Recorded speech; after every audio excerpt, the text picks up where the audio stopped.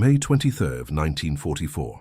Dawn broke over the Liri Valley with a peculiar light, the kind that seems to hesitate between night and day, casting long shadows across the scarred Italian landscape. For months, the Allied advance had been stalled at the Gustav Line, with Monte Cassino serving as the seemingly impenetrable centerpiece of German defenses.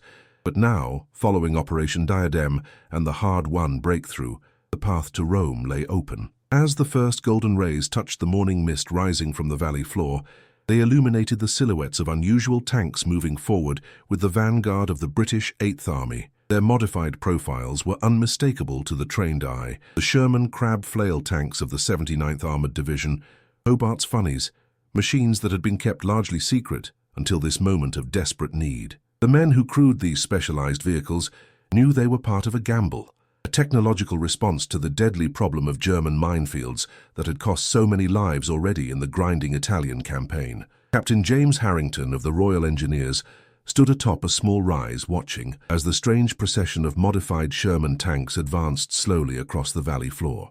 His weathered face, tanned by the Mediterranean sun and lined by months of combat stress, betrayed little emotion, but his eyes followed the machines with intense focus. At 34, Harrington was considered an old man by frontline standards, his experience with mines and demolitions making him invaluable to the Allied advance. Behind him, a cluster of American and British officers observed through binoculars, their conversation a murmured backdrop to the mechanical growl of tank engines. "They don't look like much," remarked an American colonel dismissively. "Tanks with giant metal flails hanging off the front. Looks like something out of H.G. Wells." Harrington didn't bother to respond. The Americans hadn't faced the nightmare of Alameин's minefields as his desert veterans had. They hadn't watched men torn apart trying to clear paths through the Germans' defensive works. They would learn the value of Major General Percy Hobart's specialized armor soon enough. The Sherman Crab was just one of several variants of Hobart's Funnies, specialized armored vehicles developed under the direction of Major General Percy Hobart. While most famously employed during the Normandy landings, these engineering marvels had been deployed selectively in Italy, kept largely secret from both the enemy and most Allied personnel. The Crab's design was deceptively simple: a standard Sherman tank fitted with a rotating drum mounted on arms extending from the front. Attached to this drum were dozens of chains with heavy metal balls or flails that, when the drum rotated at high speed, beat the ground violently, detonating mines before the tank's treads could roll over them. The crews called them threshing machines, a grim agricultural metaphor for devices that harvested death from the soil. The tanks now advancing into the Liri Valley represented one of the war's most closely guarded technical innovations, machines that could break the deadlock of static defensive warfare. Inside the lead Sherman Crab, Sergeant Thomas Weller sat hunched in the commander's position, his throat dry despite the canteen of water he'd drained minutes earlier. At 26, the former Liverpool dockworker had already survived 3 years of war, from the retreat at Dunkirk to the victory at El Alamein, and now the brutal Italian campaign.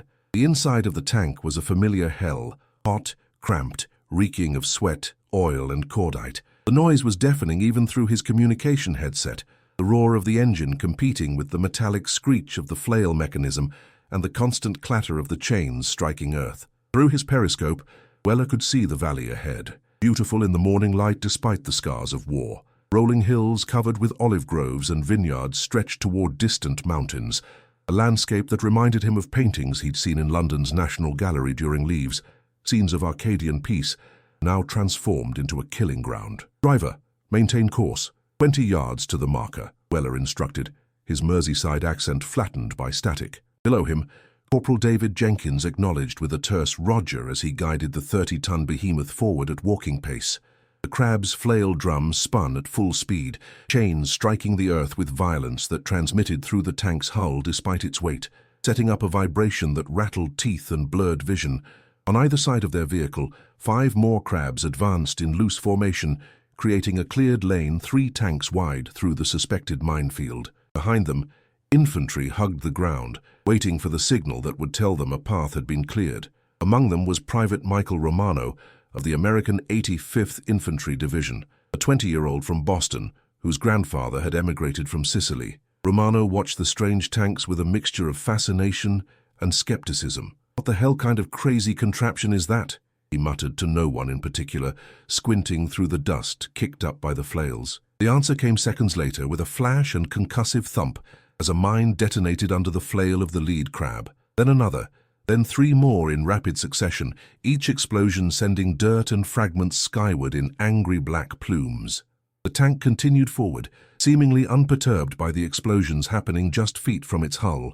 Romano's skepticism evaporated instantly. "Holy Mother of God," he whispered, crossing himself instinctively.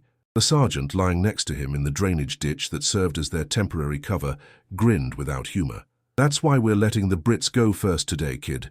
Those things are mine clearers, secret weapons they've been holding back." Romano nodded slowly, a new respect in his eyes as he watched the tanks methodically triggering and surviving explosions that would have torn through the underbelly of a standard Sherman, killing everyone inside. The Germans had learned from 3 years of defensive warfare that minefields were most effective when covered by pre-ranged artillery and machine gun fire. As if on cue, German 80mm shells began to scream in from positions on the hillsides overlooking the valley. The first landed 30 yards behind the advancing crabs, sending a geyser of earth skyward. The second was closer, and the third impacted just beside the rightmost tank, rocking it violently but failing to penetrate its armor. The German gunners were finding their range. In response, British artillery positioned in the hills behind the advance opened up, targeting the suspected German positions with counter-battery fire. The beautiful valley was transformed in moments from pastoral tranquility to hellish cacophony, the air filled with the scream of shells, the thunder of explosions, and the mechanical roar of the tanks continuing their relentless advance. Inside the lead crab, Sergeant Weller forced himself to remain focused on the immediate task, despite the chaos erupting around them. "Multiple detonations confirmed," he reported into his microphone. "Clearing path Alpha, maintaining advance." His words, calm and professional, belied the sweat pouring down his face and the white-knuckled grip he maintained on the edge of his hatch. Below and in front of him, the driver and hull gunner worked with the focused intensity of men whose lives depended on absolute concentration. The radio crackled with reports from the other tanks. More mine detonations, a request for a slight course adjustment, a terse damage report from Tank 4 whose flail arm had been damaged by artillery fragments.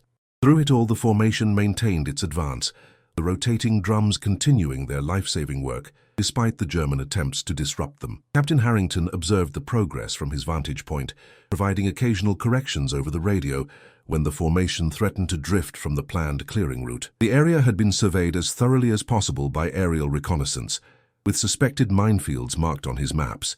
But the Germans were masters of deception. Their engineers often left false indicators of minefields to channel attacking forces into killing zones covered by anti-tank guns and machine gun nests.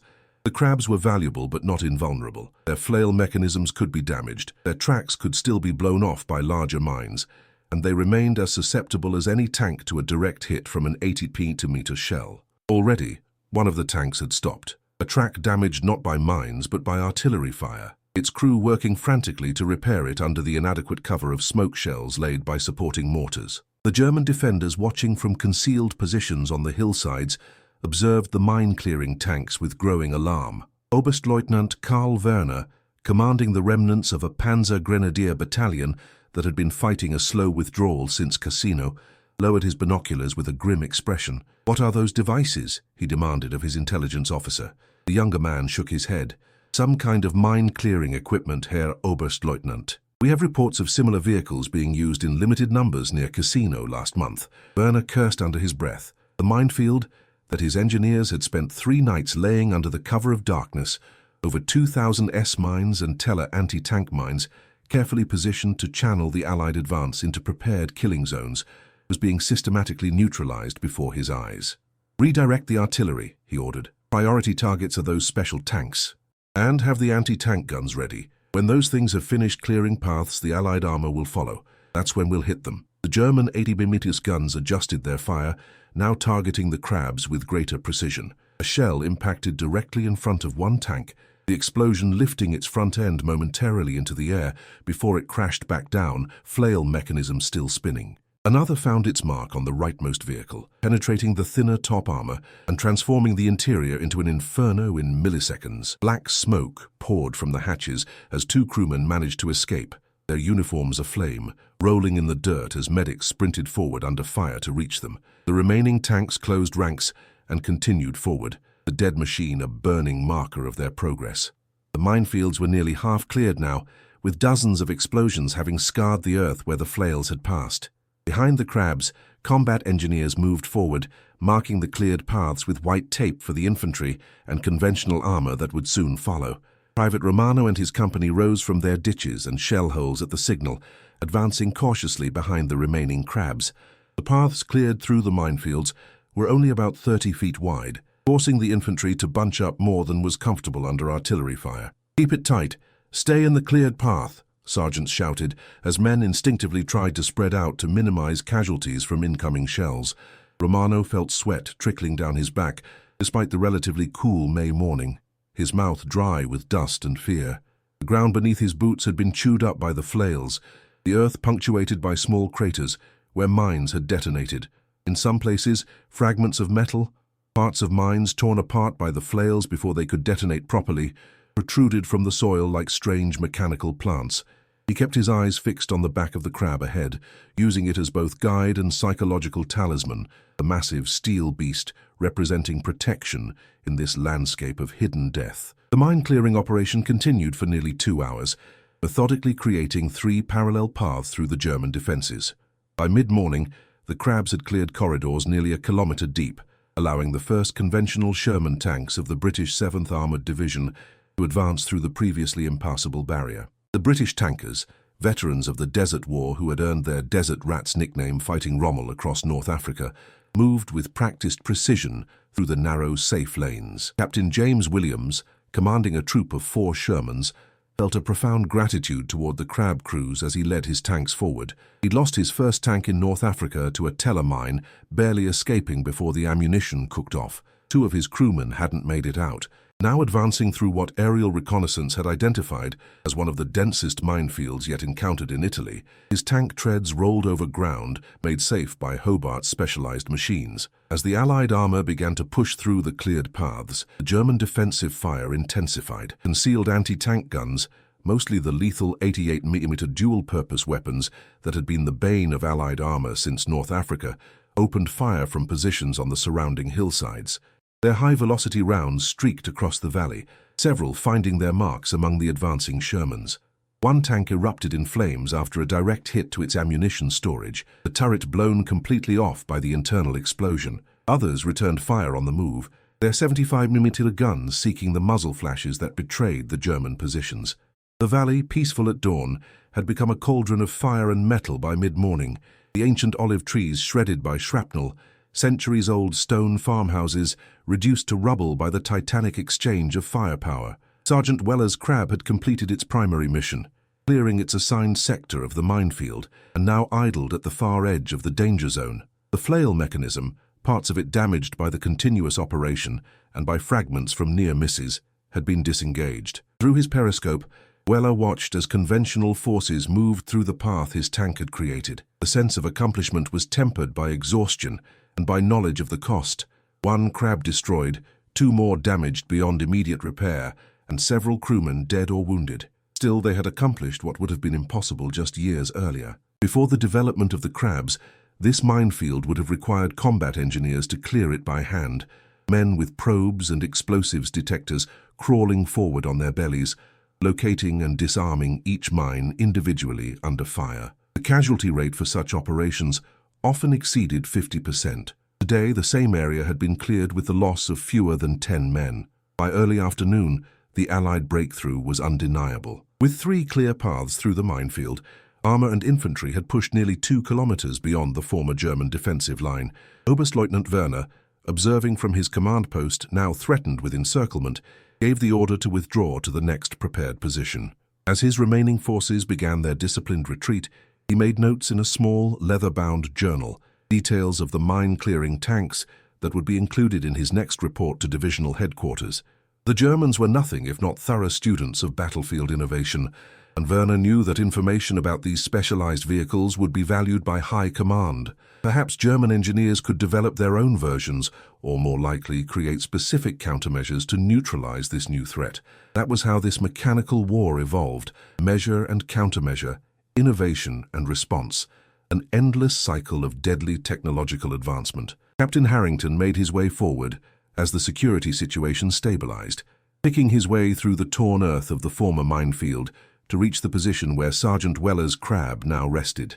The tank crew had emerged from their steel coffin, stretching cramped limbs and gulping water from canteens. They were filthy, exhausted men, their faces streaked with sweat-carved channels through the dust and grime, their eyes bloodshot from hours of intense concentration in a vibrating, deafening environment. Harrington approached Weller, offering a cigarette which the sergeant accepted gratefully. "Good work today," the captain said simply. Weller nodded, too tired for words as he drew deeply on the cigarette. Around them, medical teams were treating wounded infantry. Artillery continued to thunder in support of the advancing forces, and reconnaissance aircraft buzzed overhead, monitoring the German withdrawal. The specialized tanks had done their job, breaking the back of the German defense by neutralizing one of their most effective weapons. The success of the Sherman crabs in the Liry Valley was just one example of how specialized armor was changing the face of warfare in the Mediterranean theater. Major General Percy Hobart's insistence on developing task-specific vehicles had been met with resistance from traditional military thinkers, but the results spoke for themselves. In addition to the mine-clearing crabs, the 79th Armored Division deployed flame-throwing crocodile tanks, bridge-laying vehicles, and amphibious swimming tanks, each designed to overcome a specific battlefield challenge. These vehicles, collectively known as Hobart's Funnies, were kept relatively secret from the general public and even from many within the military establishment. Their deployment was carefully controlled, used only when absolutely necessary, and withdrawn quickly afterward to maintain operational security. The Germans, masters of technological warfare themselves, were playing catch-up for once, their intelligence services scrambling to gather information on these specialized weapons that were systematically dismantling the defensive advantages they had relied upon. As night fell over the Liry Valley, the surviving crab tanks were withdrawn for maintenance and repair. Their work for this phase of the operation was complete, the paths they had cleared now serving as highways for the continued Allied advance toward Rome. In a field hospital several kilometers behind the new front line, Captain Harrington visited the burned crewmen from the destroyed crab. Their injuries were severe but not life-threatening. Modern medicine, like modern warfare, had made its own terrible advances. One of the men, his hands and face wrapped in bandages, recognized Harrington's voice and spoke through cracked lips. "Did we break through, sir?" The engineer officer nodded, placing a gentle hand on the man's shoulder. "We did. Your tank cleared nearly 400 meters before it was hit. The division's moved forward nearly 5 kilometers since then." The injured man nodded slightly, satisfaction visible in his eyes above the bandages. "Worth it, then," he said simply before closing his eyes. In the weeks that followed, the Allied advance continued northward toward Rome, with specialized armor playing a crucial role at several key junctures. The Sherman crabs were deployed selectively, their precious capabilities reserved for situations where conventional mine-clearing methods would have resulted in unacceptable casualties or delays. Their existence remained classified, mentioned only in the most secure communications, and never by name in reports that might be intercepted. War correspondents were prohibited from describing the vehicles in detail or photographing them, though rumors of secret tanks with strange attachments began to circulate among frontline troops. The Germans, for their part, adjusted their defensive tactics, relying less on minefields and more on anti-tank positions and mobile reserves in areas where they suspected the specialized vehicles might be deployed. It was the eternal dance of technological warfare, innovation followed by adaptation, advantage gained and then neutralized, only to be replaced by the next advancement. The liberation of Rome on June 4, 1944, overshadowed by the Normandy landings just 2 days later, marked the culmination of the breakthrough that had begun in the Liry Valley. The specialized armor of the 79th Armored Division, having played its crucial role, was withdrawn to prepare for future operations. The Sherman crabs, their existence still largely unknown to the general public, and even to many within the military, returned to their bases for repair, modification, and improvement based on battlefield experience. Their crews, men like Sergeant Weller, who had mastered the complex and dangerous art of mechanical mine clearance, received little public recognition for their contributions. There were no newspaper headlines celebrating the secret tanks that had broken the German defenses, no newsreel footage showing the strange flail mechanisms in action. Like many of the war's most effective innovations, the true story of their impact would not be fully told until years after the conflict's end. For the men who had witnessed the crabs in action, soldiers like Private Romano, who had followed them through the minefields, officers like Captain Williams, who had advanced his conventional tanks through the paths they created. The memory of these specialized machines would remain vivid long after other details of the war had faded. They understood what the general public and history books often overlooked, that victory was achieved not only through courage and sacrifice, but through technical innovation and the willingness to develop specialized solutions for specific battlefield problems. The Sherman Crabs represented a profound shift in military thinking, an acknowledgement that the industrialized warfare of the mid-20th century required industrialized responses, machines designed to counter machines, technology deployed to overcome technology. As the Italian campaign continued northward through the summer and autumn of 1944, the lessons learned in the Liri Valley and similar engagements informed both Allied and German approaches to the war's final phases. The specialized armor that had seemed so strange and experimental in early deployments became increasingly standardized and integrated into broader operational planning. By the time the war in Europe ended in May 1945, the concept of task-specific armored vehicles had moved from radical innovation to accepted doctrine, with both sides fielding increasingly specialized machines designed for particular battlefield roles. The Sherman Crab and its counterparts had demonstrated that the future of armored warfare lay not in general-purpose designs, but in tailored solutions for specific challenges, a principle that would continue to guide military development through the Cold War and beyond. The true legacy of the Sherman Crabs and other specialized armor deployed in Italy extends beyond their immediate tactical impact. They represent a pivotal moment in the relationship between technology and warfare, a point at which the complexity of modern combat necessitated increasingly sophisticated responses. The men who designed, built, and operated these vehicles were not just soldiers but engineers, problem solvers who approached the battlefield as a series of technical challenges to be overcome. Their innovations saved countless lives, not through improved methods of killing, but through better ways of neutralizing the enemy's weapons, transforming death-dealing minefields into passable terrain, converting insurmountable obstacles into manageable problems with mechanical solutions. Today, as we reflect on the Italian campaign and the technological innovations that shaped its course, we might consider how these secret tanks changed not just the outcome of specific battles, but the very nature of modern warfare. The specialized armor that broke through German defenses in the spring of 1944 foreshadowed a future in which battlefield success would depend as much on technical superiority as on numerical advantage or tactical skill. The Sherman Crabs, with their rotating flails beating the earth to trigger hidden mines, stand as powerful symbols of humanity's capacity for problem-solving, even in the midst of conflict's chaos, using ingenuity to overcome obstacles, applying science to the grim necessities of war, finding paths forward where none seem to exist. If you found this exploration of technological innovation in the Mediterranean theater compelling, consider delving deeper into the often overlooked stories of the specialized units and equipment that shaped World War II's outcome, revealing how human creativity and adaptability manifested even in warfare's darkest hours, offering lessons that resonate well beyond military history into the broader story of how we confront and overcome seemingly impossible challenges.